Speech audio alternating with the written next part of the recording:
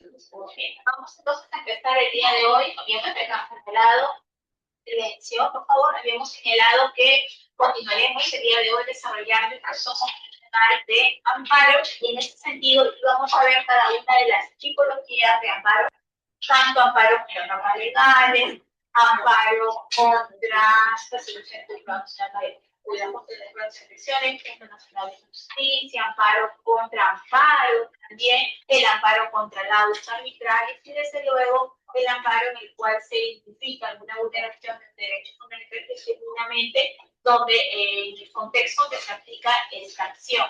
¿Qué podemos decir al respecto? La acción de amparo procede contra el hecho u omisión por parte de cualquier autoridad, que puede ser funcionario público, puede ser una persona particular, que vulnera o amenaza los demás derechos conocidos en la Constitución.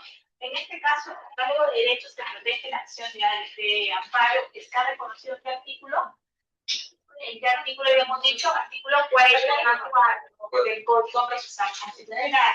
Si nosotros queremos ver si es un amparo, vamos a validarlo a través del artículo 44, donde se indican todos los derechos fundamentales que son objeto de protección vía esta garantía constitucional. En cambio, si quiero saber si existe alguna afectación al derecho a la libertad o derechos conexos, tendré que ir al artículo 33 de nuestro Código Procesal Constitucional. No procede contra normas legales ni contra resoluciones judiciales emanadas de un procedimiento regular. Eso es muy importante tenerlo en cuenta. ¿Por qué? Porque si una norma se emite en un procedimiento regular, por lo tanto no procedería o resoluciones judiciales emitidas en un procedimiento regular, lo que significaría, contrario censo, que sí procedería el amparo contra resoluciones judiciales siempre y cuando sean originadas en procedimientos que afecten la tutela procesal efectiva. Por ejemplo, una garantía de tutela procesal efectiva que haría que el procedimiento ya no se convierta en regular, sino en irregular, y ello sería un gravamen, desde luego, irreparable. Tipos de amparo. Y podemos advertir de distintos tipos de amparo que vamos a revisar. Primero, el amparo contra normas. Entiende que son normas emitidas en un procedimiento irregular. Amparo contra resoluciones judiciales, el amparo contra amparo, el amparo arbitral, producto de los laudos arbitrales, el amparo electoral, cuando se refiere a las resoluciones emitidas por la máxima instancia electoral, ¿cuál es? El Jurado Nacional de Elecciones. El amparo contra resoluciones de la Junta Nacional de Justicia, que es el órgano máximo, puede nombrar, restituir o ratificar a los magistrados en el juicio. Cuando hablamos de magistrados, estamos refiriendo a jueces municipales. Amparo contra actos de administración pública, una decisión de una entidad gubernamental. El amparo contra lesivos en estados de excepción, tanto en emergencia como en estados de sitio. Y el acto lesivo contra actos lesivos realizados por particulares. No es una institución, no es un centro público, sino un particular quien está realizando una conducta o una acción o una omisión que afecte derechos de protección o de cobertura vía amparo. El amparo contra normas. Vamos a estudiar el primer amparo. Que tienen que ser normas de carácter autoaplicativas, son de operatividad inmediata, automática por parte del operador del derecho. No son normas heteroaplicativas que requieren de reglamentos, de otras normas para entrar en vigor. Las denominadas normas aplicativas, aquellas cuya aplicabilidad, una vez que han entrado en vigencia, resulta inmediata e incondicionada. En este supuesto cabe distinguir entre aquellas normas cuyo supuesto normativo en sí mismo genera una incidencia directa sobre la esfera subjetiva de los individuos y aquellas otras que determinan que dicha incidencia se producirá como consecuencia de su aplicación obligatoria e incondicional. El amparo contra norma procederá por constituir ella misma un acto normativo contrario a los derechos fundamentales. Esta norma colisiona derechos fundamentales, por lo tanto se va a través de un amparo. ¿Por qué no se podría dar a través de una acción de constitucionalidad? Porque para la acción de constitucionalidad necesita determinados sujetos legitimados.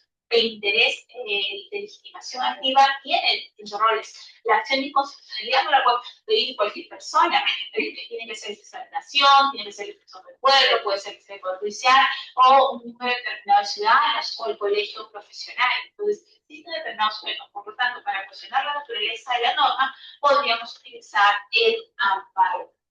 cuando la norma expedida por el Parlamento es contraria o contradice derechos fundamentales. La procedencia del amparo es consecuencia de la amenaza cierta e inminente de derechos fundamentales que representa el contenido inconstitucional de una norma inmediatamente aplicable. Claro, lo idóneo sería que sea una acción de inconstitucionalidad, pero como la persona en particular o el afectado no tiene esa posibilidad de presentar vía acción de inconstitucionalidad porque carece de legitimidad, entonces lo puede hacer vía proceso de amparo. El juez, en este caso, tendrá que evaluar si esa norma resulta ser inconstitucional. Bien.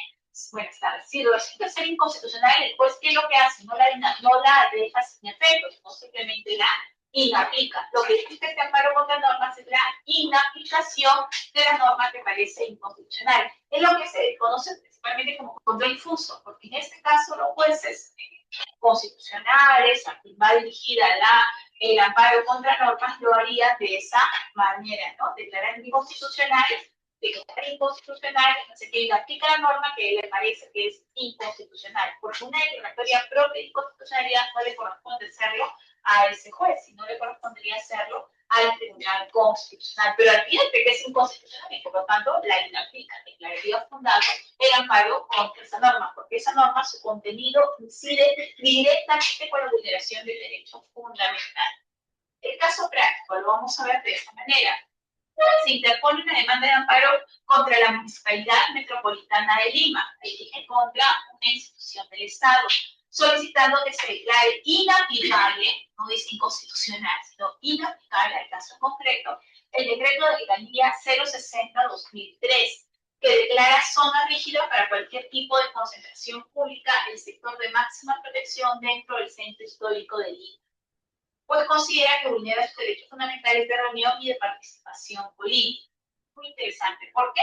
Porque la Municipalidad Metropolitana de Lima, en su labor de garante, del ornato, de la seguridad pública, etcétera, expidió un decreto de alcaldía. Este decreto de alcaldía le señalaba zona rígida, por aquí, por el centro histórico de Lima, no puedes pasar, por estas zonas tampoco. ¿Cuándo no puedes pasar? Cuando haces protestas, cuando haces marchas.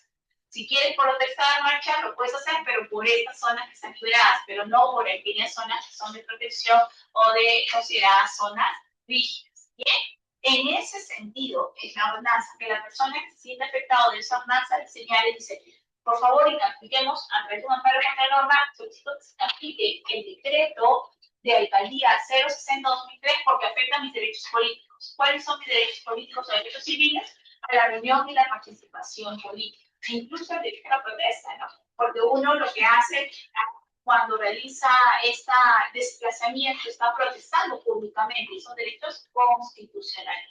¿Y ustedes cómo qué dirían a la persona que presentaría esta demanda? Del extracto de lo que tenemos, que esta norma lo que buscaba era evitar la concentración pública en zonas rígidas, en zonas de protección de la municipalidad. No le está diciendo, no puedes marchar, no puedes protestar. Lo que le está diciendo, respecto a estas zonas, que no puedes ingresar a esas zonas, en cambio, existen otras zonas dedicadas para este tipo de actos. Ustedes, como jueces, se van a fundar el amparo contra este decreto, que es una norma, o lo declaran infundada. Profesora, derechos fundamentales, dice que está vulnerando su derecho fundamental de reunión y de participación política, pero si no lo está. Él dice, puedes asociarte, puedes marchar, puedes simplemente que no lo puedes hacer en ese lugar. Bueno, los derechos no están limitando, quizás nuevamente un cierto lugar, ¿no? Solamente que transite por cierto lugar, después su derecho a reunir participación igual los derechos no se les está limitando. Entonces ustedes estarán pues la demanda. Sí, toda la demanda, si bien es cierto, te está diciendo que no puedes protestar de fuera específico, pero eso no te quita que puedas hacer ejercicio de tu derecho. Incluso, muy bien, efectivamente, no hay fundamentales porque lo puedes hacer desde luego donde zonas donde la municipalidad lo tenga permitido para hacer, porque hacerlo en una zona rígida estaría preponiendo tu interés frente al colectivo, que es frente a esa zona rígida del patrimonio cultural, y no puedes exponerte en ninguna marcha, los daños, disturbios, destrozos generen, como sabemos siempre en las marchas, incluso hasta las veredas, sacan las losas, porque no solamente marchan lamentablemente las personas con la causa legítima que quiere, sino también se infiltran otras personas que generan daños. Entonces, lo que se hace es preservar. Ahora, si estamos hablando de cualquier lugar, sino del centro histórico. Entonces, en ese sentido, incluso se afectaría el turismo, porque cuando hay una máxima naturaleza de turista, otra persona quisiera ir al centro histórico, corre peligro. Por lo tanto, se garantizaría de esa manera también la continuidad del servicio turístico, el servicio de las personas que quieran acceder a esos lugares. Bien. Entonces, definitivamente no se estaría restringiendo el derecho a la reunión, a la huelga pacífica, a la protesta pública, porque lo que se hace es para controlar y ordenar, y de una u otra forma garantizar no solamente la seguridad de los quienes están en la marcha, sino también de los que no participan en la marcha, que pudieron ingresar a estos lugares.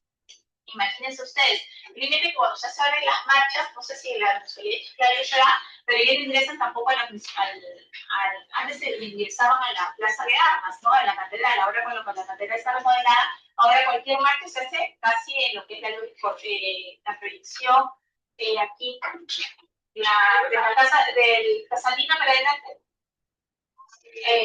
Esa es la marcha, ¿no?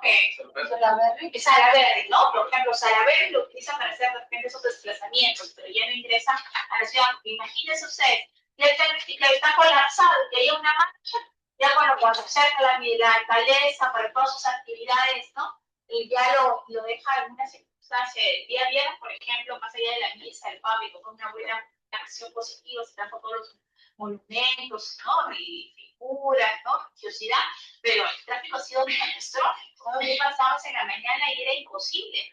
Tú salías de algún mercado, tenías que caminar como 3 cuadras para tomar algo. Estaba todo cerrado. Por ejemplo, ¿no? Digamos así, si habría una ordenanza que dijera se protege el espacio de marcas, bien, positivo porque puedes hacer, pero en ese sentido no habría ninguna afectación porque se está dando la posibilidad de que se realice un parque obrero o cualquier otra zona que no genere una gran presión, más riesgo o una inseguridad para los pobladores que no necesariamente comparten el mismo sentido de la marcha. El amparo contra resoluciones judiciales. ¿Es posible interponer un amparo contra resoluciones judiciales? Sí, siempre y cuando se afecte en un procedimiento irregular y vulnere, desde luego, muchos derechos, principalmente la tutela procesal efectiva. No procede la interposición de un amparo contra resoluciones judiciales. Opera en aquellos casos en que la resolución judicial emana de un proceso regular, pero no en aquellos otros donde esas se piden ser de un proceso irregular. Es decir, el amparo no procederá cuando proviene de un proceso regular, donde se ha respetado, donde se han garantizado los derechos de las partes, no hay una operación. Pero si es un proceso irregular, entonces sí correspondería, desde luego, la posibilidad de interponer un amparo. ¿Por qué? Porque se entiende que el amparo es de carácter residual. El amparo procede respecto de resoluciones judiciales firmas dictadas con manifiesto agravio a la tutela procesal efectiva. Comprende el acceso a la justicia y el debido proceso. Bien, eso es lo importante. O sea, para yo cuestionar un amparo de una resolución judicial, esa resolución judicial que ha causado firmeza, que ya adoptó la instancia correspondiente, es una resolución totalmente contraria a la tutela procesal efectiva. Implica, desde luego, la vulneración del derecho al acceso o al debido proceso.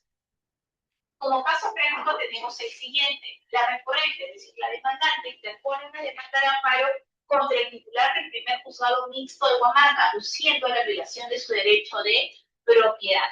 Algunos, cuando leían sus amparos, ¿no? Cuando se les ha pedido que realicen la actividad del amparo, declarando fundado el agravio constitucional, decía, pero aquí están citando puros magistrados. Claro, si es un amparo contra una resolución judicial, tú tienes que citar todos los magistrados de todas las instancias que han intervenido, ¿correcto?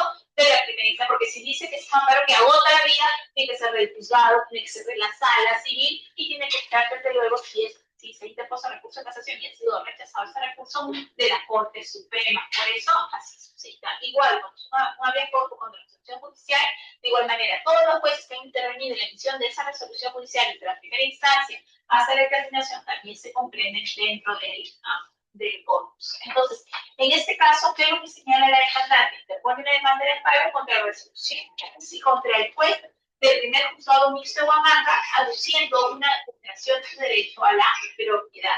Sostiene que su vehículo se encuentra incautado indebidamente a consecuencia del proceso penal por el delito de tráfico ilícito de drogas, que se siguiera contra don Marcelino Guillén, pese a que ella no fue procesada ni tampoco intervino en la comisión de dicho delito. En este caso, lo que se está señalando aquí es que está interponiendo una demanda de amparo contra quién, contra el juez que declaró, desde luego, la incautación del bien, ¿no? Del bien. Y ella señala que como es propietaria del bien, están afectando su derecho de propiedad. En este sentido, tendría que evaluarse correctamente si viene un proceso irregular o no. ¿Por qué? Porque el amparo no es la forma para yo solicitar la acreditación de ese bien. En todo caso, yo podría demandar una tercería de propiedad, señalando que en este caso el bien me corresponde a mí, que yo no he tenido ninguna interacción directa o indirecta en el bien. Pero a veces, ¿qué sucede? En estos casos, que cuando te incautan un bien, bien, tú respondes a veces porque eres el propietario del bien, no porque eres hecho la acción. Recuerden ustedes, imagínense que trasladan la droga en la capota o en los asientos de ese vehículo. Tienen que incautar el bien, porque en ese objeto material es completado la acción, ¿no? Delictiva, entonces incautan el bien. ¿De quién es propietario? De una tarjeta de propiedad de la señora. Entonces, incluso hasta la señora tendría que hacer su descargo respectivo frente a esa circunstancia. Diferente que la señora sea propietaria, aparezca como propietaria, pero en la práctica llega a lo vendido el bien. O sea, ahí tendría que evaluarse qué documentos se han tenido para venta, porque aquí la adquisición. En este caso, el que interpone la demanda frente al juez que le ha ordenado la incautación del bien, es decir, el primer juzgado mixto, aduciendo la violación de sus derechos. Sostiene que su vehículo se encuentra incautado indebidamente a consecuencia del proceso penal por delito de tráfico de drogas que se siguiera contra don Marcelino, pese a que ella no fue procesada ni tampoco intervino en la comisión de dicho delito. Por eso les digo, tendría que evaluarse si es el amparo la vía idónea para hacerlo, o en todo caso discutir a través de una tercería de propiedad o solicitar la desafectación del bien, en ese sentido, al mismo juez que omitió la incautación o la sustitución de esa medida de incautación por otra medida. Bien, eso tendría que determinarse, pero si el juez constitucional advierte que es un proceso irregular, porque lo mínimo que ella debería estar competida en el proceso penal, si es un proceso irregular, podría declarar fundada la demanda próxima a la entrega del vehículo. ¿No? Algunas veces sucede que a veces los propietarios desconocen las actividades de sus arrendatarios, etcétera, y el vehículo es única fuente de ingreso, tú la alquilas, ¿no? Imagínate que tú los contratos de alquiler a una persona para el vehículo, y esa persona traslada droga, traslada productos de contrabando. ¿Quién es responsable? La persona que se encuentra con los bienes, pero ¿quién responde solidariamente? El tercero. ¿Por qué sabe el propietario con un contrato de arrendamiento? No, yo le arrendé el bien a este sujeto durante 3 meses. Yo le arrendé para no fomentar ilícitos, no para que realicen un uso adecuado del bien. Entonces, yo salgo del SENA y pediría la desafectación o la entrega del bien en base a mi contrato de arrendamiento. En este caso, ella tendría que probar que efectivamente es la propietaria del bien. Situación del caso que nos desprende que ella ha probado. El amparo procede respecto a resoluciones firmes dictadas con manifiesto grave de la procesal efectiva que comprende tanto el acceso a la justicia como el debido proceso. El amparo contra amparo. Ya viene un proceso judicial de un amparo, interponer otro amparo frente a este proceso judicial. Aceptada la tesis de la procedencia del amparo contra amparo, debe precisarse de inmediato que ello solo es admisible de manera excepcional. Se debe tratar de una transgresión manifiesta del contenido constitucionalmente protegido de los derechos fundamentales por acciones o omisiones de los órganos jurisdiccionales que permitan al TC constatar fácilmente que dichos actos o omisiones trascienden el ámbito de la legalidad y alcanzan relevancia constitucional. Entonces, el amparo contra amparo implicará que la acción que tú motives frente a ese amparo determine que el amparo ha sido obtenido de manera irregular, que es un procedimiento que afecta el derecho fundamental. El caso práctico, el demandante interpone una demanda de amparo contra los magistrados de la segunda sala civil de la Corte Superior de Justicia de Trujillo, así como contra el juez del primer juzgado especializado civil de Trujillo, a fin de que deje sin efecto la resolución 25 expedida por la sala emplazada en el trámite de un anterior proceso de amparo, seguido contra el presidente del Consejo Transitorio de la Administración Regional y otros. ¿Qué es lo que busca este amparo? Que en el otro proceso de amparo se deje sin efecto una designación. En este caso se deja sin efecto la resolución 25. haces un amparo para que los efectos de esa resolución no se produzcan, sino ¿por qué? Porque se entiende que esa resolución impide otro proceso de amparo, causa una afectación al solicitante. El tiempo de incidencia, desde luego, directa con el contenido esencial de los derechos fundamentales. El amparo arbitral, se puede interponer amparo contra laudos arbitrarios si es posible el amparo puede ordenar eso ante la sala correspondiente. En ningún caso el juez o tribunal podrá resolver el fondo de la controversia sometida a arbitraje. No podrá declararse la improcedencia del amparo arbitral en los siguientes supuestos: cuando se invoca la vulneración directa o frontal de los presentes vinculantes establecidos por el Tribunal Constitucional; cuando en el laudo arbitral se ha ejercido control difuso sobre una norma declarada constitucional por el Tribunal Constitucional o el Poder Judicial; o cuando el amparo se ha interpuesto por un tercero que no forma parte del convenio arbitral, se sustenta en la afectación directa de derechos constitucionales a consecuencia del lado pronunciado en dicho arbitraje. Bien, esos serían los supuestos en los cuales no podrá declararse la improcedencia del amparo. Cuando hay una vulneración manifiesta, en este sentido, los precedentes vinculantes del TC hay observado los ámbitos del precedente del TC. Cuando el árbitro se ha ejercido control difuso, cuando el laudo arbitral se ha ejercido control difuso, ¿no? En ese sentido, o cuando el amparo es interpuesto por un tercero que no tiene participación directa en el arbitraje. Caso práctico: el demandante interpone una demanda de amparo contra el tribunal arbitral a fin de declarar la ineficacia del laudo arbitral de derecho contenido en la resolución. Recalca en el caso que se ordena que se retrotraiga el caso arbitral hasta antes de la expedición del referido laudo. Lo que busca el amparo no es señalar que está válido o viciado el laudo arbitral, sino identificar que la resolución que se puede emitir producto nuevamente del laudo arbitral no transgreda derechos fundamentales. Por eso se ordena que se retrotraiga en ese sentido. El amparo electoral. El amparo electoral proviene a interponer resoluciones judiciales que emanan de procesos irregulares por parte del órgano especializado en materia electoral, en este caso el Jurado Nacional de Elecciones. El criterio del Tribunal Constitucional con relación a la procedencia de las demandas interpuestas contra las instituciones del Jurado Nacional de Elecciones que vulneran derechos fundamentales de la persona no solo ha sido absolutamente uniforme, sino además ha sido reiterado. Porque pues, nuestra Constitución señala que las resoluciones del Jurado Nacional de Elecciones son inimpugnables, no se pueden impugnar, no se pueden recurrir, pero cuando es un procedimiento irregular o cuando proviene en contradicción de derechos fundamentales, eso sí es posible. Desde luego, el Jurado Nacional de Elecciones no se halla al margen de este imperativo constitucional, aun cuando en materia electoral no cabe resolución judicial en las resoluciones emitidas por el Jurado Nacional de Elecciones, y que tal organismo representa la última instancia del asunto.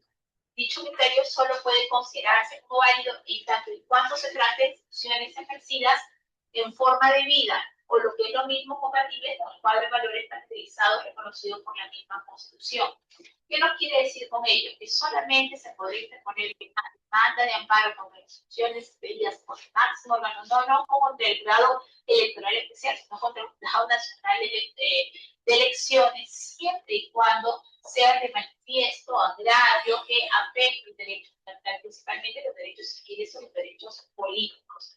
Caso práctico: el demandante interpone una demanda de amparo contra el Jurado Nacional de Elecciones con la finalidad que se declare la nulidad de la resolución 156/2005 que impide el procedimiento de vacancia, mediante la cual se declaró su vacancia al cargo de alcalde del Consejo Provincial de Chiclayo, pues considera que tiene el derecho fundamental al debido procedimiento administrativo y la debida motivación de resoluciones.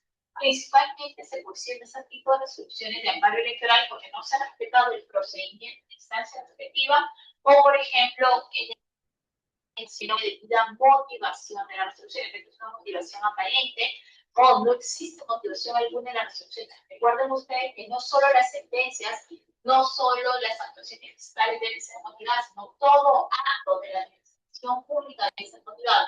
Más aún si en este acto, que es lo que se está diciendo, que se declara fundada la vacancia del alcalde. Entonces, el rigor de la motivación de la resolución tiene que ser algo. A falta de ese rigor, a falta de la motivación de la resolución, entonces se podría interponer un amparo de carácter electoral.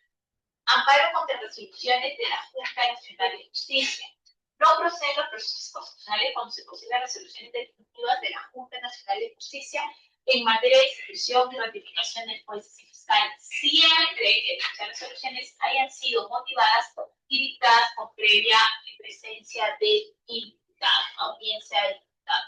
¿Qué quiere decir del interesado? Quiere decir esto, que solamente el jurado de la Junta Nacional de Justicia podrá ser materia de una interposición del proceso de amparo por parte del magistrado, fiscal, juez, en el cual estas medidas de ratificación, de ejecución, ¿no?, se han dictado en contra o en vulneración de la debida motivación. Incluso si tú vas a sancionar a un magistrado cerrándole la puerta para que nunca más empiece la magistratura en la destitución de una gravosa, la resolución que emite la Junta Nacional de Justicia de la destitución tiene que ser una decisión, una resolución debidamente motivada, porque si no hay una motivación deficiente, aparente, una motivación forzada y no motivada, que originaría que el sujeto que no fuera ratificado del magistrado acudiera a la vía constitucional a través de un amparo contra las decisiones de la Junta Nacional de Justicia y cuestione y solicite la nulidad de la resolución que fue materia de su destitución. Caso práctico. El recurrente interpone demanda de amparo contra la Junta Nacional de Justicia, la persona de los consejeros, solicitando que deje sin efecto y sin valor el acuerdo pleno en la Junta expresado en la resolución 161-2021 de fecha 17 de julio del 2021, publicado el 19 de julio, que decide no ratificarlo en el cargo de vocal superior y deja sin efecto su nombramiento y dispone la cancelación de su título y, en consecuencia, que se disponga su inmediata reposición. ¿Qué es lo que quiere lograr con esto? Que el procedimiento que hizo la Junta de Destitución sea un procedimiento fraguado, sea un procedimiento nulo, y por lo tanto se ordene a la Junta de Justicia que emita una nueva resolución o en su defecto que repongan al sujeto que ha sido despojado en base a una deficiente o no adecuada. O sea, los rigores para motivación de la resolución deben ser en virtud de la trascendencia de la resolución. Si vas a ratificar, no necesitas tanto motivar, pero si vas a destituir, que es una consecuencia gravosa, ¿no?, que lo vas a eliminar del sistema de justicia como magistrado, tienen que ser los estándares de motivación altamente suficientes para que no haya posibilidad de que un amparo pueda restituir nuevamente al magistrado. Ejemplos de amparo tenemos por el caso del fiscal de la Nación, Tomás Aladino, ¿no? Tomás Aladino Gálvez se fue destituido por la Junta Nacional de Justicia anterior. Inició un proceso de amparo contra la resolución judicial porque le alegaba el efecto de la acusación efectiva y falta de motivación, y el Tribunal Constitucional, después de un recurso en el área constitucional, pasando por el amparo ante el juez, ante la sala y llegando al TC, el TC ordenó que efectivamente había sido su destitución adolecía de motivación. Declararon nula y ordenaron su inmediata reincorporación. 6 meses después, ocupa el cargo de fiscal de la Nación. Amparo contra actos lesivos en estados de excepción. El ejercicio del amparo no se suspende durante la vigencia de los regímenes de excepción, al igual que el habeas corpus. Cuando se interponen acciones de esta naturaleza en relación con derechos restringidos o suspendidos, el órgano jurisdiccional examinará qué cosa la razonabilidad, idoneidad, necesidad y proporcionalidad en sentido estricto. No corresponde al juez cuestionar la declaratoria de emergencia ni decir. El juez no va a decir si es legal, es ilegal, estado de emergencia, porque es una competencia exclusiva del presidente de la República. Lo que tendrá que justificar en este caso es especificar o validar si el derecho fundamental en materia de cobertura del amparo ha sido afectado o vulnerado en ese estado de excepción. El estado de emergencia es en caso de perturbación de la paz o del orden interno, catástrofe o de graves circunstancias que afecten la vida de la nación. En esta eventualidad puede restringirse o suspenderse el ejercicio de los derechos constitucionales relativos a la libertad, seguridad, inviolabilidad del domicilio, libertad de reunión, de tránsito, ¿no?, en caso de la libertad de reunión. El estado de sitio, en caso de invasión, de peligro inminente, de que se produzca comisión de los derechos fundamentales cuyo ejercicio no se restringe o suspende. Entonces, el amparo funciona muy bien en estados de emergencia, tanto de sitio como de excepción. El amparo no puede limitarse a señalar, por ejemplo, que el acto es o que el Estado estamos frente a un estado de emergencia. Puede calificar si es un estado de emergencia o no. Eso todo es competencia en ese sentido, la naturaleza del amparo dentro de estados de emergencia.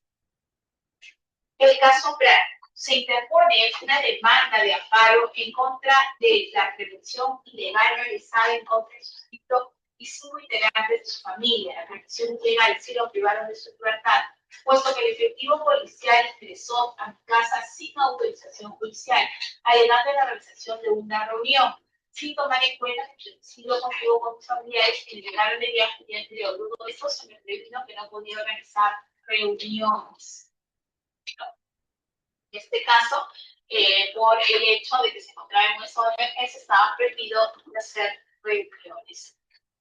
Amparo contra actos lesivos por particulares. La Constitución del Estado de la sociedad en general. De esta manera, todos los peruanos tienen el deber de respetar y cumplir la Constitución. La neutralidad de la Constitución se proyecta no solo en el ámbito de las relaciones particulares o privadas o entre Estados, sino también entre los particulares. Entonces, quiere decir que la fuerza vinculante de la Constitución no solo se traslada a los funcionarios del nivel público, sino también a los particulares. Ello quiere decir que la fuerza normativa de su Constitución, tanto fuerza activa y pasiva, así como su fuerza regulatoria de relaciones jurídicas, se proyecta también a las establecidas entre particulares, aspecto denominado como eficacia interprivados o eficacia frente a terceros de los derechos fundamentales. En consecuencia, cualquier acto proveniente de una persona natural o persona jurídica de derecho privado que pretenda conculcar o desconocer derechos fundamentales resulta inexorablemente inconstitucional. Entonces, la acción de garantía, en este caso es el amparo, no solamente es ejercido contra funcionarios privados o contra entidades del Estado, sino también podría darse contra particulares. El amparo laboral. Este fue un grave caso porque decíamos que había habido en el derecho laboral una amparitis. Todo se amparitizaba, ¿no? Y el derecho laboral era menos utilizado en ese sentido. El donde es que la identificación, ¿no? Si es por vía laboral o vía constitucional, tiene que estar incluido en el contenido del derecho. Y este contenido es esencial para que se trae el constitucional. El contenido no es que sea tendrá que ser juzgado desde luego por la norma de la materia. El amparo laboral, el contenido esencial del derecho al trabajo implica dos aspectos. El derecho al trabajo supone la adopción por parte del Estado de una política orientada a que la población acceda a un puesto de trabajo. Y se trata del derecho al trabajo entendido como presunción de ser despedido salvo causa justa. Es lo que decían sus compañeros cuando hizo una sentencia, ¿no? El tema del embarazo, ¿ustedes han sido? Ah, no, estoy confundido. Derechos humanos han prestado un trabajo sobre la posibilidad de despido cuando la persona está embarazada. Lo que pasa es que eso puede ser fusionado. Ahora, el problema es si lo vamos a hacer a través de un amparo o a través de un proceso judicial, porque tiene que ser un proceso judicial. La actividad de despido para su alcance inmediata reimposición, porque en este caso estamos afectando el derecho se está haciendo discriminado por la Constitución el derecho a una familia, ¿no? Y en efecto, la norma señala que uno tiene que ser despedido por causa justa, y el embarazo no puede ser considerado una causa justa en ese sentido. No tú cumples con informar al empleador, tienes que es una complicación. Lo que pasa es que los empleadores y los tradicionales que dicen una persona embarazada me va a generar el mayor costo, que es una asignación familiar. Desde mi punto de vista, que se pagaría la asignación familiar, el 10% de protección vital. Dos, aparte de eso, cuando el niño se enferme o cuando le eso, tiene que seguir los permisos, la lactancia. O sea, si lo ven desde el punto de vista tradicional, porque eso no puede ser el enfoque, ahora en los trabajos incluso hay lactarios en los trabajos, hay más facilidades, tú organizas en qué horario lo quieres en la mañana, en la tarde, ahora ya, porque es una fiesta de entrada también, porque de lo contrario, pero antiguamente hay empresas en donde mayormente hay un mercado formado, los hombres, cuando tenían la gerencia, no contrataban mujeres. O si contrataban secretarias, tenían esas secretarias solteras. ¿Por qué? Porque sabían que si no casaba podía salir en cualquier momento. Y si era soltera y salía embarazada, ¿qué hacía? Le llamaba, hijita, ya se hace aquí, señor, ya te voy a dar estos sueldos, dígame el documentito y anda, descansa. Palabras, estaba diciendo, mira, pues negociamos tu salida, pero te vas. Entonces, una circunstancia de esa naturaleza se ha dado mucho antes, ¿no? Que ha originado, pues, las comunidades de despido, porque es un nulo. La ley proscribe que incluso tú puedes, o sea, ahora, ¿qué pasa? Y el doble tema, el tema laboral. Si la mujer está embarazada y no dijo nada, y el empleador, etcétera, pensó que estaba gordita, no sé, ¿no? O sea, no comentó esa información, y durante ese desarrollo, durante la vigencia de su contrato, durante ya termina su contrato, y está en esa condición, y nunca informó a los humanos, nunca informó a su jefe, etcétera, de su embarazo, y tú procedes con despido, ¿cómo? Estás cumpliendo con el contrato, ya se venció su contrato y tú estás recibiendo el contrato por vencimiento. Pero diferente es, muy diferente, que haya informado, que haya afectado, que haya señalado la ecografía, ¿no? Los resultados de su embarazo, etcétera, y como conocimiento de causa, procedas a despedir, estando vigente su vínculo laboral. Eso es lo que uno tiene que señalar, porque si no, de lo contrario, imagínate, una persona dice, pero no me saque, me embarazo. Tiene que informar debidamente a su empleador eso. Y una vez que informe y está vigente su contrato, nadie lo puede sacar. Y si lo quieren sacar, pues tienen que negociar. ¿Y qué significa negociar? Ya cuántos sueldos están dispuestos a dar los empleados. No firma nada ni se tanta renuncia. Entonces, es un tema que sí sería manejable en ese sentido. Entonces, lo que íbamos en este caso era si el tema del embarazo, el despido por embarazo, puede ser inicio en la vía en el amparo laboral o a través del proceso laboral. ¿Cuál queremos hacer? ¿Ese piso de como amparo laboral porque estaría vulnerando sus derechos a determinado, el derecho a una familia, el derecho a la igualdad? ¿O tendría que verse a través de un proceso laboral que se denomina unidad de despido? ¿Ah? Proceso laboral, ¿no? Entonces, recuerden ustedes que el amparo, la vía igualmente satisfactoria. Si hay una vía igualmente satisfactoria, utiliza tu vía. En este caso, existe la vía laboral para este tipo de circunstancias. Bien. Ahora, si en esa vía se ha obtenido un procedimiento no fundado en derecho, pero el procedimiento es irregular, el proceso lo han hecho, puede ser un amparo contra la ejecución judicial. No siempre cuando el procedimiento sea irregular, pero de lo contrario, si el órgano judicial que ha tomado su reposición, inmediatamente vas. Porque el proceso laboral en vía de despido también hay medidas cautelares como reposición. También puedes pedir la reposición hasta el ingreso. Pero así es, o sea, como digo, es una circunstancia que ya ahora, ¿no? Dentro de la política o en la práctica empresarial ya no se ve muy a menudo esa situación de que te invitan a retirarte, previo pago, ¿no? Para evitar una condición de embarazo. Al contrario, ahora existen más facilidades en el sentido de la jornada laboral, porque son una hora de distancia que uno tiene para establecer. Me parece que son 2 horas o una hora. No, 2, ¿no? 2 horas, porque me parece que hay algunos trabajadores que lo toman en la mañana y lo toman en tarde cuando tienen ingreso partido, otros tienen lactarios en las empresas, u otros, por ejemplo, llevan una sazonal en el lactario con el niño, porque incluso también entre la seguridad ocupacional pues, tienen las empresas pausas activas. Entonces, todo eso contribuye al mejor ambiente laboral. Doctora, pero se dice que los derechos de los trabajadores son renunciables. Quiere decir que, o sea, si alguien no puede hacer un negocio, una negociación. Lo que pasa es que si bien es cierto es irrenunciable, correcto, irrenunciable, eso significa que no te pueden dar menos de lo que tú consideras justo, ¿cierto? Por eso, pero por ejemplo, una liquidación de beneficios, ya te corresponde 20.000 soles, ¿correcto? Y la empresa debería darte los 20.000, ¿no? Tu cheque, pero podría llegar el negocio y decir, mira, ahorita la condición de la empresa está para evitarnos 5.000 y todo, te doy 15. Lo aceptas o lo dejas, porque lo otro es que me demandas laboralmente. Como no te voy a pagar, pues como que ahí te presionan.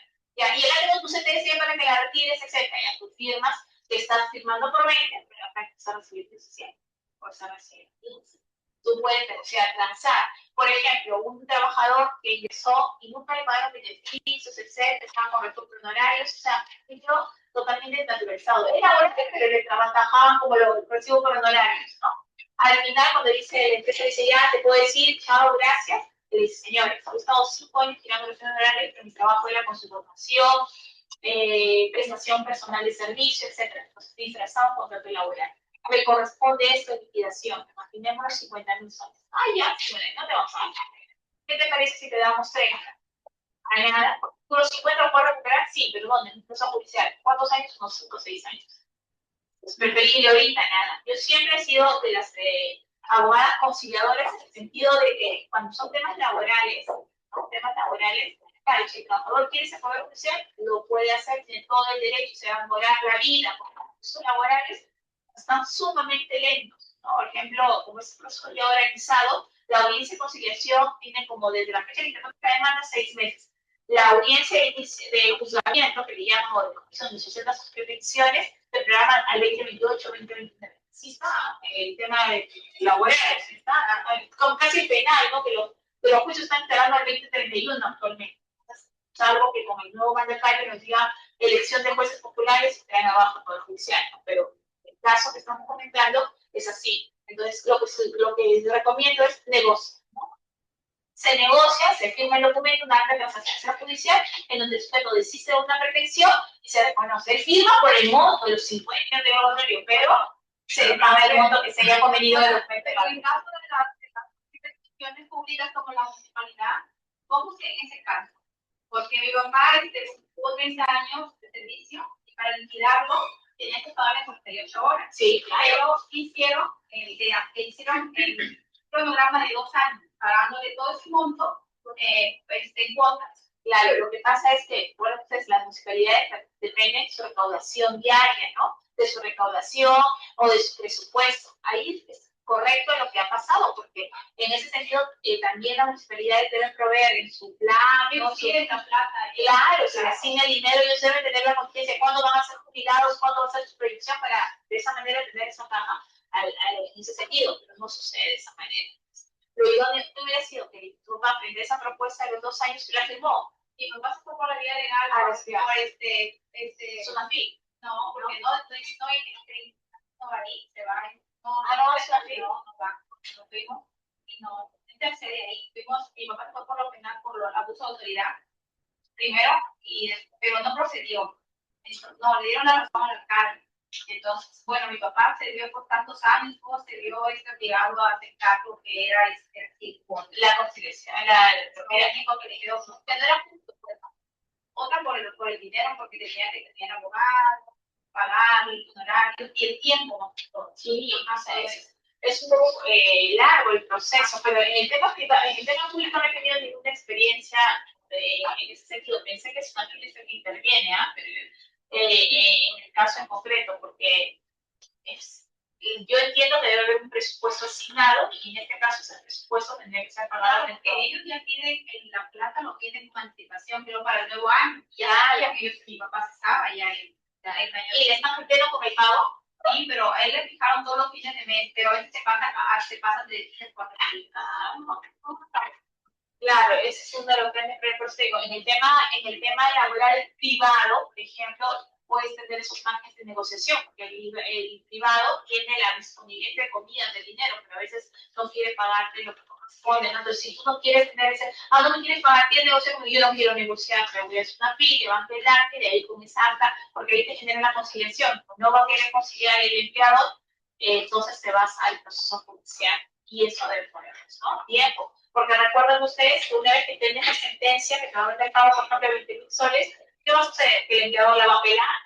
Y hasta que la pele, no puedes pagar cuentas, nada. E incluso, si el monto excede un monto determinado, tú puedes ir a esa prestación, porque solamente por montos de importancia, me parece que el 10 URP, 10 UIT, te vas a la casación en materia laboral, de lo contrario se quedaría en ese sentido.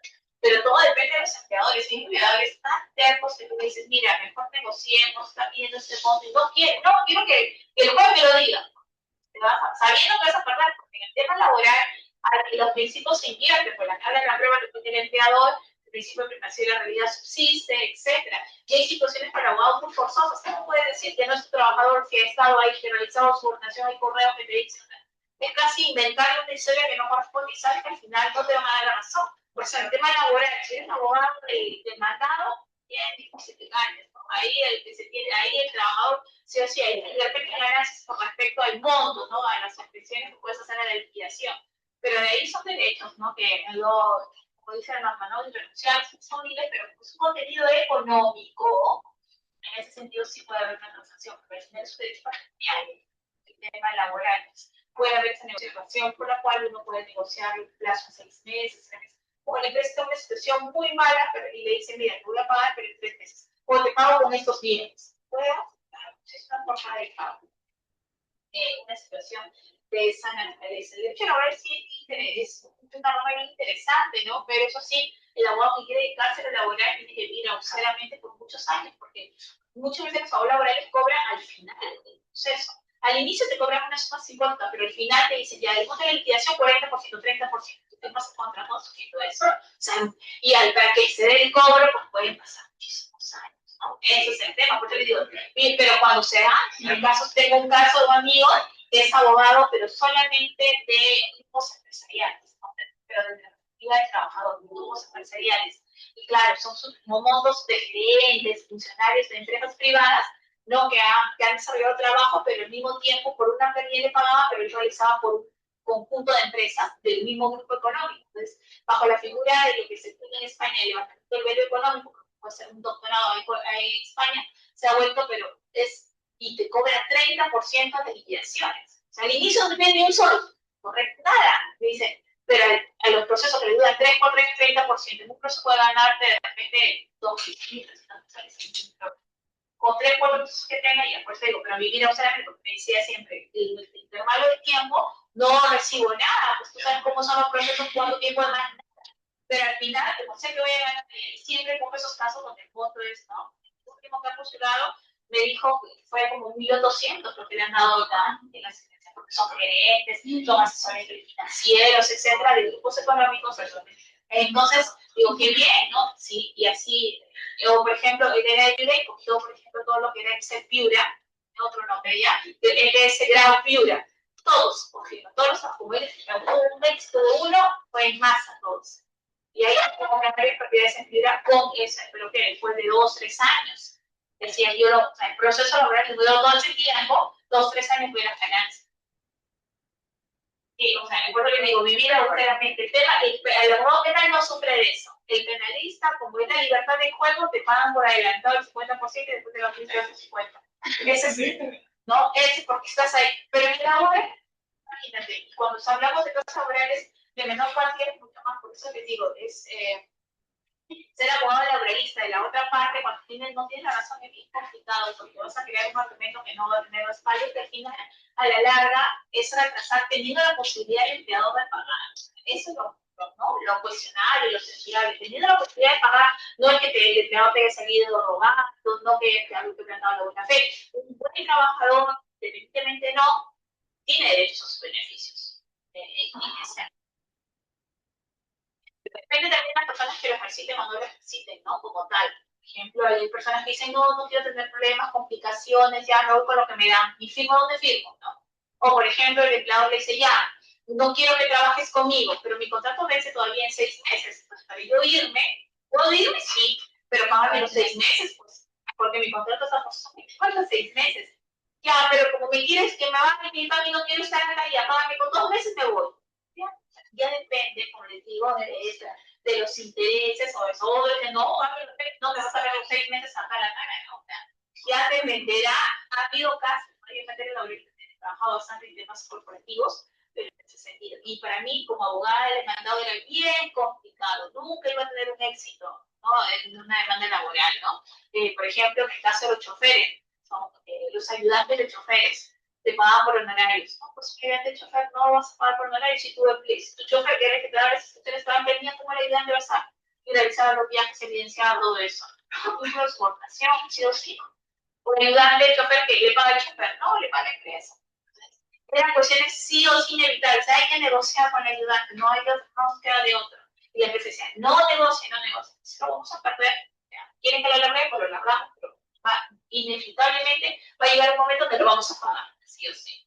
Y éramos, como les repito, ellos acreditaban pues todas las hojas de ruta que iban a tomar, y el chofer pues, sí, y el aislador y él que nos pedía como prueba la boleta del chofer, y el chofer se sabe con ella. Será lógico, ¿no? Y tenía el ayudante todos los días del chofer con el chofer de vida. Lo otro, como que política de prevención que hicimos, que no se tengan ayudantes. Si se quiere tener ayudantes en planilla, o si no, que solamente el chofer tenga el desarrollo solo.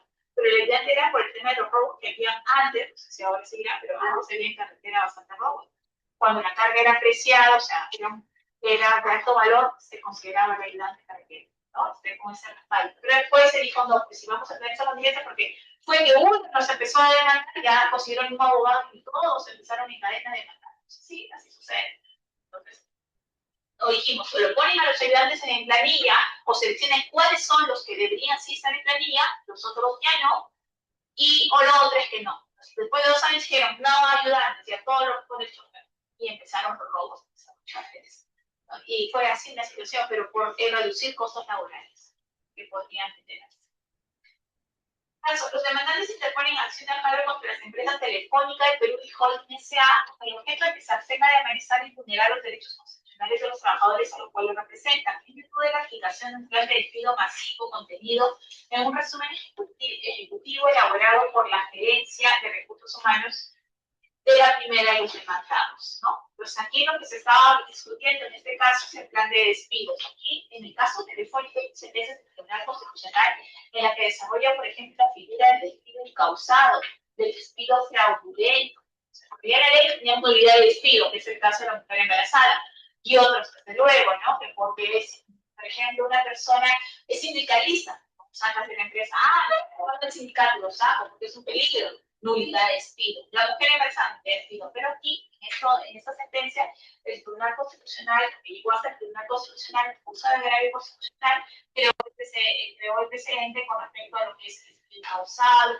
el fraudulento, etc. Entonces, aquí lo que se hacía era, se despedía a los trabajadores de la empresa, lo ponían en la otra, ¿no? En una tercera, ¿no? Que se llama tercerización para evitar los derechos de las entidades de la empresa necesitada. Es una práctica muy usual en ese sentido. Y después de esa sentencia se dieron pues el tema de que de la ley 422, para que solamente los procesos que tengan una incidencia directa en materia constitucional puedan ser vistos en los tratados de servicio laboral. El amparo ambiental. El Tribunal Constitucional se ha pronunciado sobre el contenido del derecho a gozar de un ambiente equilibrado y ordenado para el desarrollo de la vida. Recuerda que ese es un derecho de tercera generación. En este sentido, se ha establecido que dicho derecho fundamental está configurado por el derecho a gozar de un ambiente equilibrado y adecuado y el derecho a una preservación de un ambiente sano. El caso práctico, se interpuso una demanda de amparo contra las empresas Repsol por considerar que se amenazaban los derechos a gozar de un ambiente equilibrado por el derrame, ¿no? Y adecuado, solicitando que se retomen las cosas al estado anterior en que se inició la amenaza de la violación, se suspenda la exploración y eventual explotación de hidrocarburos en el área natural protegida por cualquiera escalera, ¿no? En este caso, es un derecho que lo que busca es establecer el ecosistema, el medio ambiente equilibrado, con la actitud de Repsol nos está diciendo que no haga actividad, tiene que ser una actividad responsable en concordancia con el derecho ambiental. Desde luego, cualquier actividad extractiva, cualquier actividad contaminante va a generar daños. La actividad minera, sea responsable, va a generar daños, ¿no? Si es responsable con las licencias, con el tema de responsabilidad social, etcétera, genera daños inmediatos o desde luego en el transcurso del tiempo. Pero imagínense ustedes aquella actividad que ilegal genera muchísimos más daños que la actividad formal. En este caso, por ejemplo, no se está diciendo a Repsol no explote, pero si no ha tomado las previsiones del caso y hay derrame o acciones contaminantes, entonces se debería suspender esta acción. Amparo en defensa del consumidor, derechos del consumidor. Encontramos dos obligaciones estaduales. Uno, garantizar el derecho a la información de servicios que están a disposición del mercado.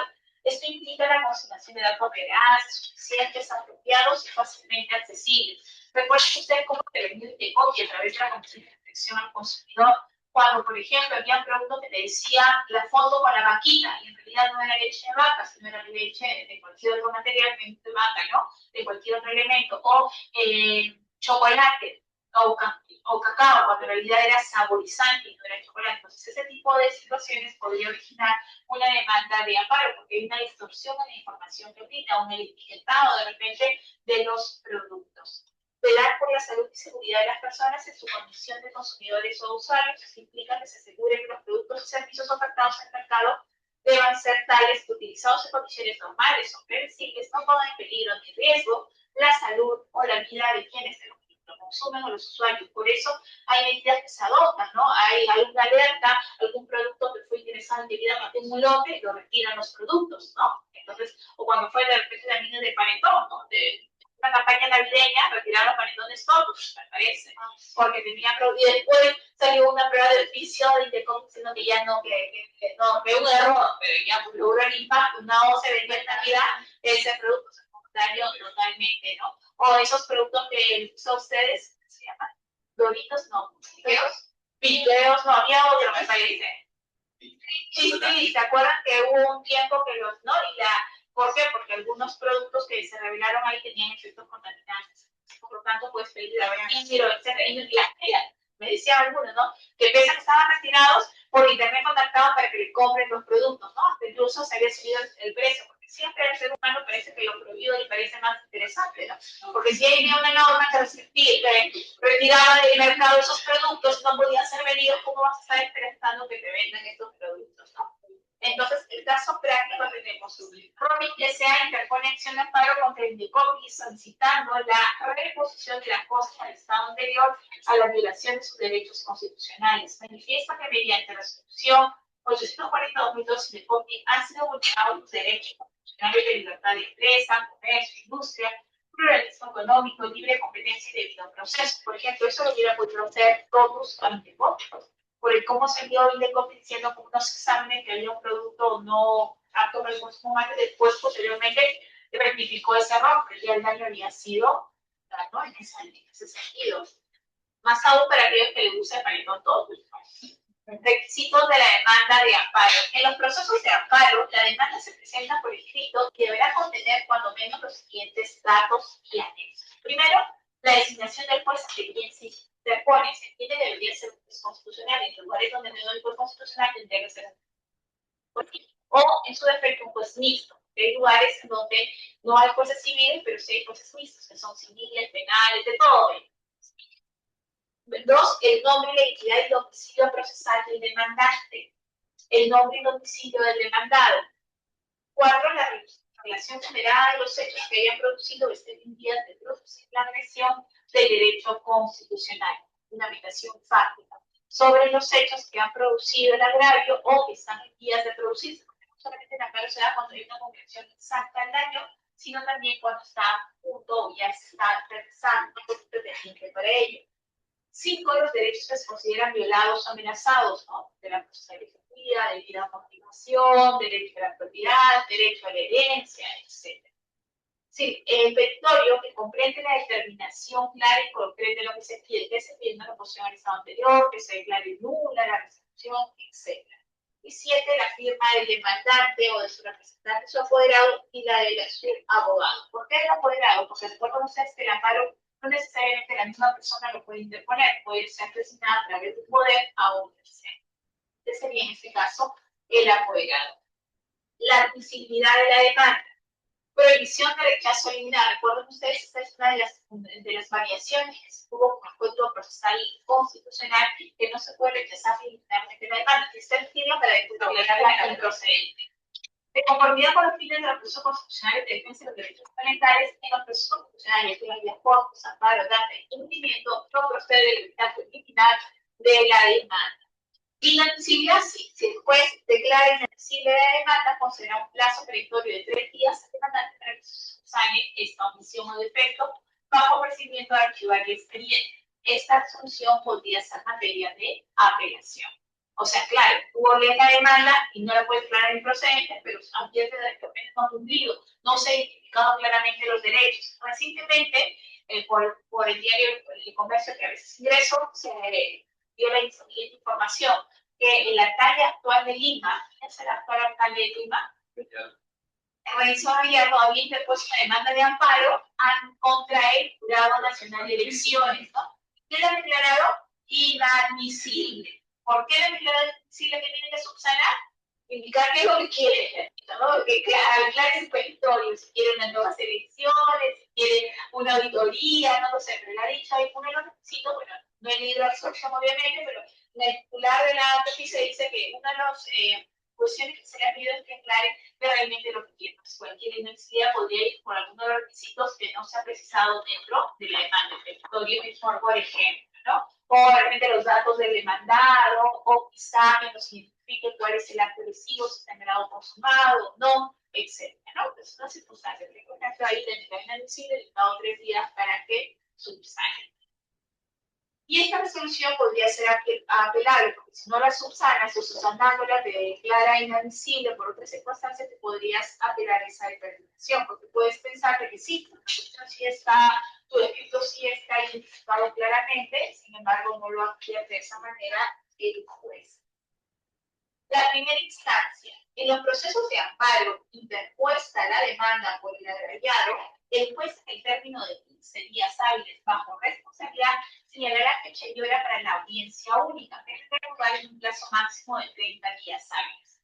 Al mismo tiempo, el plazo demandado para que conteste la demanda en el plazo de 10 días hábiles. Entonces, la demanda de amparo constitucional no prestada tu demanda ha sido admitida a trámite, le corre al traslado del demandado por el plazo de 10 días. Y desde que presenta la demanda, tienes 15 días hábiles para señalar fecha y hora para la audiencia única que tendrá lugar, ¿no? En la cual se expondrá tu demanda y la ejecución de la demanda. En el escrito de contestación de demanda, el emplazado podrá acompañar sus medios probatorios y contradecirá los presentados por el demandante. Además, deduce las excepciones que considera oportunas. Podría deducir una excepción de parte de disponibilidad para obrar, etc. También otro aspecto que están funcionando en la inadmisibilidad de redes inmediatos es el hecho de que pruebe su legitimidad para obrar activo. ¿Correcto? ¿En qué medida le ha afectado a él el pedido que está realizando? O sea, fortalece que como son intereses colectivos, pues, ¿no? El tema no solamente se ve afectado por el precio, en el caso de él sí votó. En todo caso, debería de poner una demanda sería que no votó, ¿no? Por ella. Pero por eso están diciendo que precisa cuál es su legitimidad de obrar activa, o sea, cuál es su capacidad para interponer la demanda en ese sentido. No es como en el ley de cuerpo que cualquiera puede informar. ¿Correcto?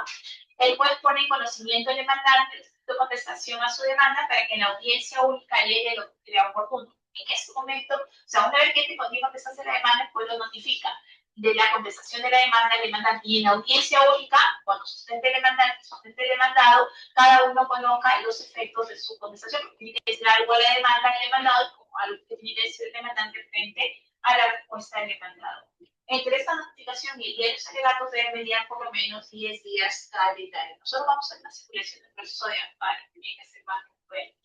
Si como el escrito le contesta la demanda, el juez concluye que es improcedente o que el acto lesivo manifiestamente ilegítimo, podrá emitir una sentencia presidiendo la audiencia única. Irá a la audiencia única cuando hay motivo o causa justificable para poder desarrollar la audiencia, pero si el motivo no afecta directamente el contenido constitucional del proceso de acción de amparo, entonces lo puede declarar improcedente en esa circunstancia. Y eso se puede advertir desde la propia contestación de la demanda. ¿Por qué? Porque lo que dice el código es que no la puede rechazar militarmente, pero una vez que ya fue admitida, que fue contestada y la contestación se advierte esas circunstancias, usted la puede enviar al improcedente y ya no hay necesidad de la audiencia única, porque había una audiencia única simplemente un efecto dilatorio, ya que luego con contestación de la demanda se advierte que su contenido resultaría ser ilícito.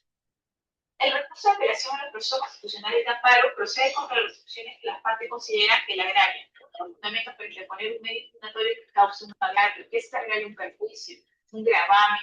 Bien, y ese perjuicio o gravamen lo que busca a través de la apelación es que sea corregido, subsanado, rectificado. Pero si es una resolución que no te perjudica, tendrás derecho a tener un recurso. No. Si te declarado procedente la demanda fundada, la demanda sin interponer apelación, no.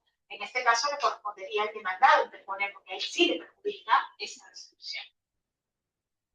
Los plazos para impugnar los procesos de amparo es de 3 días hábiles. El recurso de apelación se tramita en los procesos de amparo concedido el recurso de apelación, que después se eleva los autos al juez superior, en este caso a la sala superior, en el plazo de 2 días hábiles.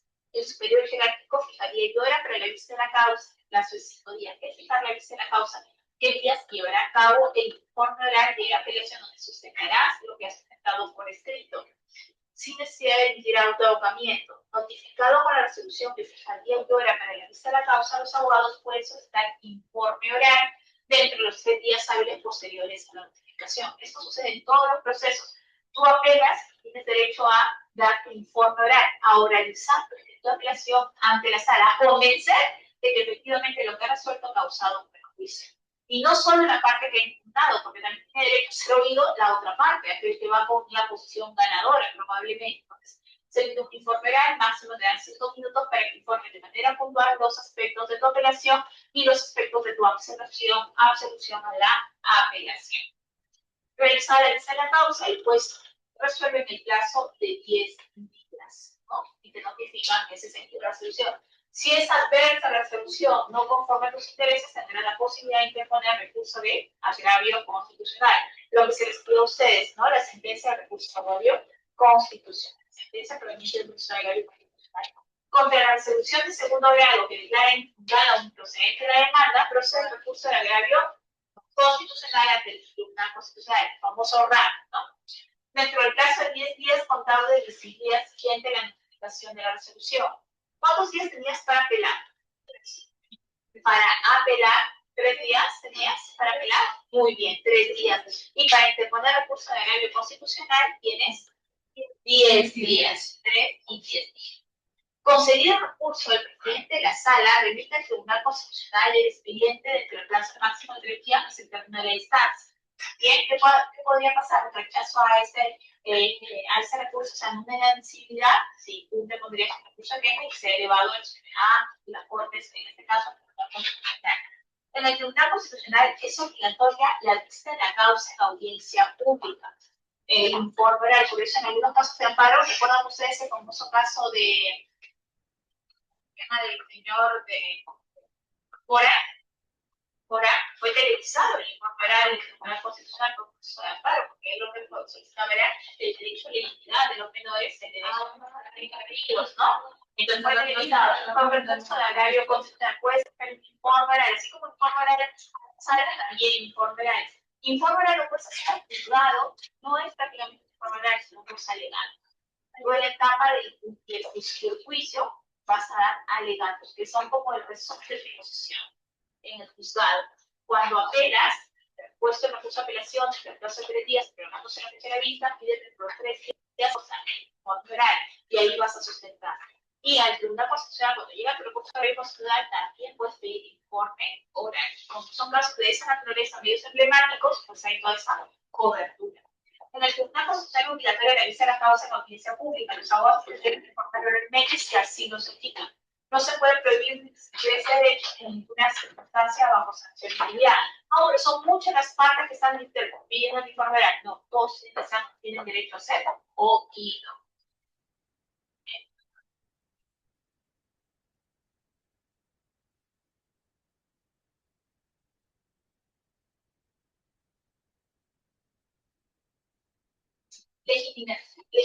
Legitimación, que es lo que también podría ser declarado inadmisible cuando no se puede acreditar válidamente cuál es tu interés o cuál es la incidencia directa del derecho constitucional santo vulnerado con respecto a su petición. Legitimación, el afectado de la persona legitimada para interponer el proceso de amparo. Representación procesal. El afectado puede comparecer por medio de un representante procesal, pero tal efecto tendrá que otorgarle un poder para representar. Cuando tú quieres demandar a María, pero no la quieres saber a María, entonces su poder es tu abogado, pero o puedes tomar el poder a quien desee. De igual manera, el afectado del proceso constitucional de amparo puede presentar un poder para que sea representado por otra persona. No es necesaria la inscripción de la representación honorada, más el instrumento público, en este caso la escritura pública, no necesita la inscripción registral de ese poder. La Defensoría del Pueblo puede interponer demanda de amparo en ejercicio de sus competencias constitucionales. La procuración oficiosa.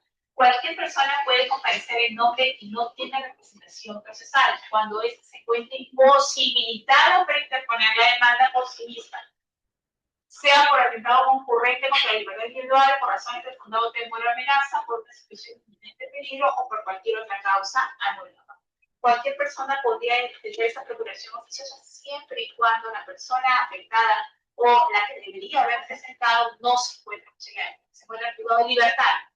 En el penal no es posible. O quizás se encuentre con un temor o amenaza, ¿no? Está amenazado, coaccionado, siendo materia de una extorsión. No lo van a poder hacer, pero la persona está actuando en su representación. Pues competente. Son competentes para conocer el proceso de amparo y elección del demandante, el juez constitucional o constitucional, el lugar donde hay juez constitucional, donde no hay, el juez civil, del lugar donde se afectó el derecho o donde tiene su domicilio el afectado o donde domicilia el autor de la infracción. Entonces hay diferentes competencias. La primera, o sea, se va agotando. La primera es donde se produce la afectación. La segunda es donde es el domicilio del afectado, o la tercera es donde domicilia el agresor, en este caso el autor de la infracción. Es competente la sala constitucional, si no lo hubiera la sala civil de turno, la Corte Superior de Justicia y la sala constitucional y social de la Corte Suprema, para resolver en segundo grado si la aplicación de derechos se origina en una resolución judicial o en un laudo arbitral. Pero si es una resolución judicial, el amparo de la resolución judicial ya no lo ve el juez constitucional o juez civil, sino la sala civil, la sala superior de lo civil lo verá en los lugares donde no hay sala constitucional. B, un procedimiento de selección de obra, ejecución de esta también lo verá en la sala constitucional, o una decisión de los órganos del Congreso dentro de un proceso parlamentario.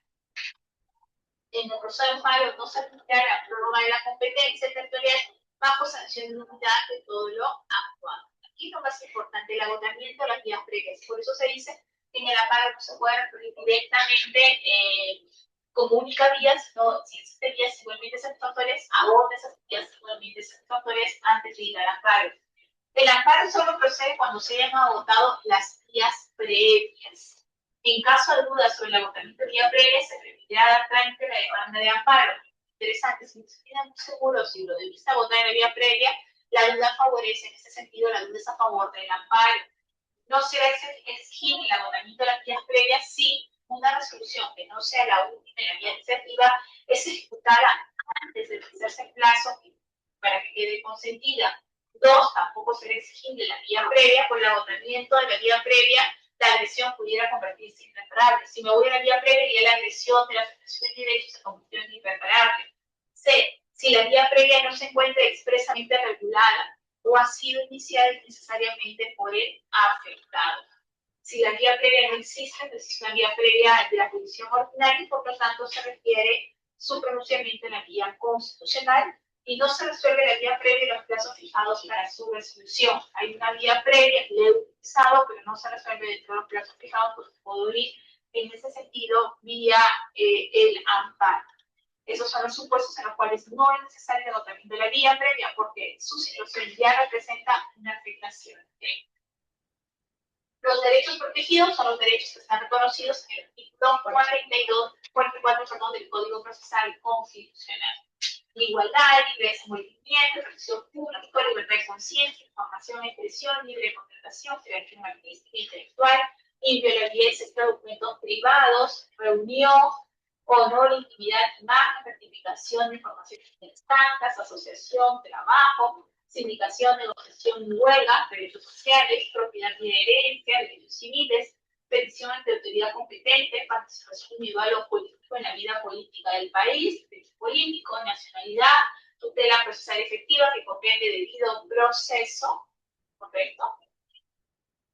A la educación, así como el derecho de los padres de escoger el centro de educación y cualquier educación dentro de los constitucionales, seguridad social, remuneración y pensión, libertad de cátedra, derecho a acceso a medios de comunicación, gozamiento equilibrado, agua potable, salud y los demás que la Constitución reconoce.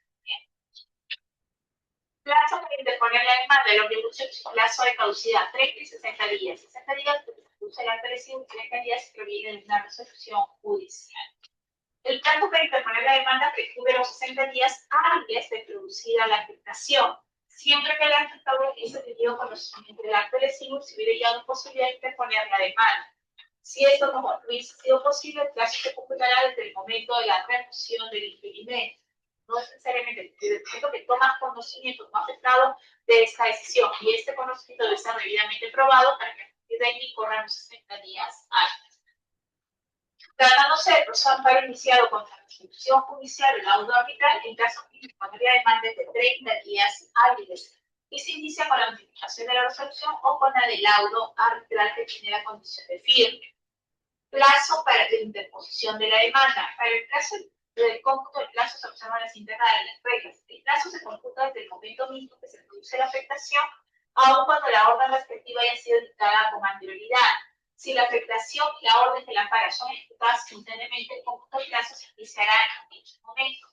Si los actos que constituyen la afectación son continuados, el plazo se computa desde la fecha que haya cesado totalmente la ejecución.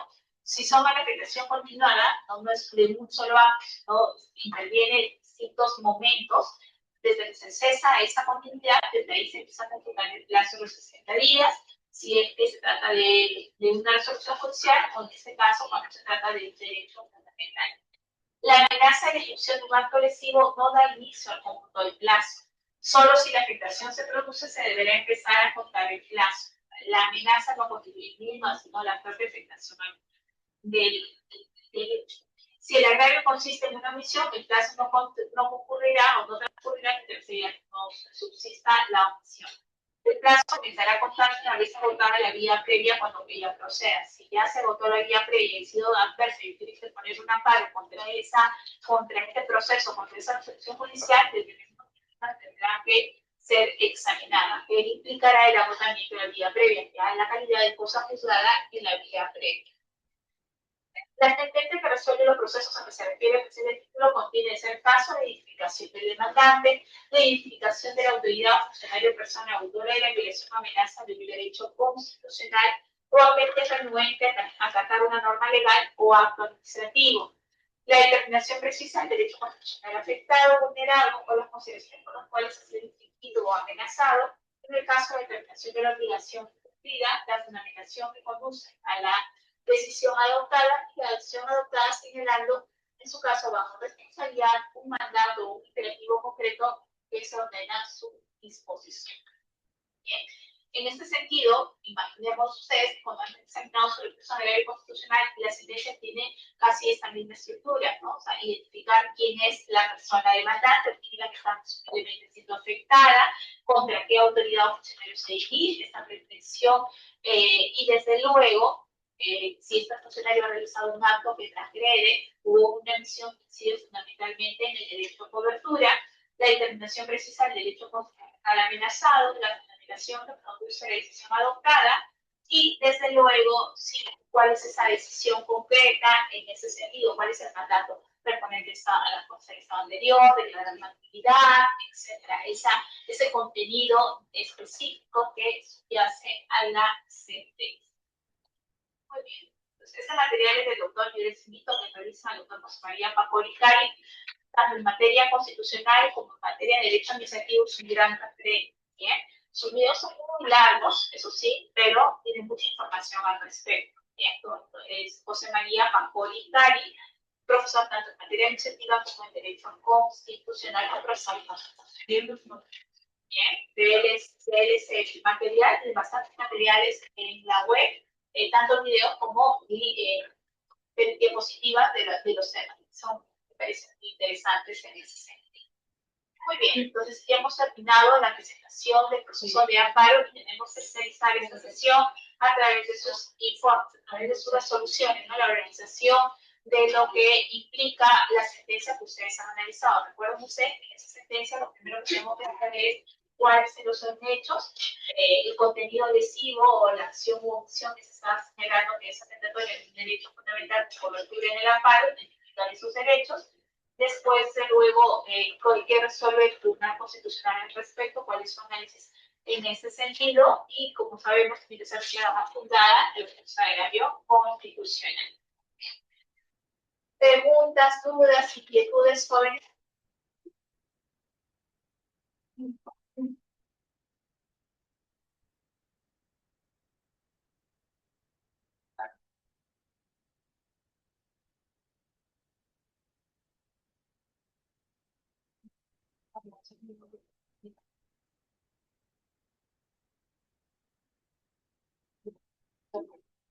Hay variedad de tipos de amparo, ¿no? Sí, que en la clase pasada vimos algunos, pero ahorita que nos han reforzado, pues, hay variedad. Claro, de acuerdo a la materia que uno realiza en amparo, ¿no? Mayormente el amparo se da simplemente contra la prestación de derechos fundamentales, ¿no? Hay un derecho fundamental y contenido por amparo, el derecho de educación, el derecho a la salud, que es como mi amparo, ¿no? Que sería contrato lesivo, pero también existen distintos organismos que no están exentos de control. Una forma de controlar sus decisiones es a través del amparo, ¿no? Justicia, el Tribunal Nacional de Elecciones, incluso el aula arbitral, ¿no? Todo el tribunal arbitral.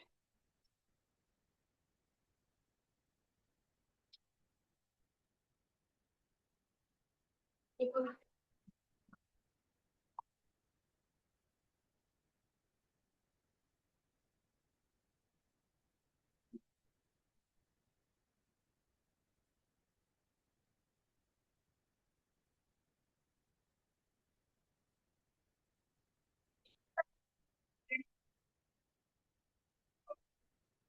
¿ah? Para la siguiente sesión. Ya usted está preparado para la segunda vuelta, ¿no? Preparado. Pero debemos ir a votar, ¿no? Ya no, porque no se retira nuestro voto. Ya, por la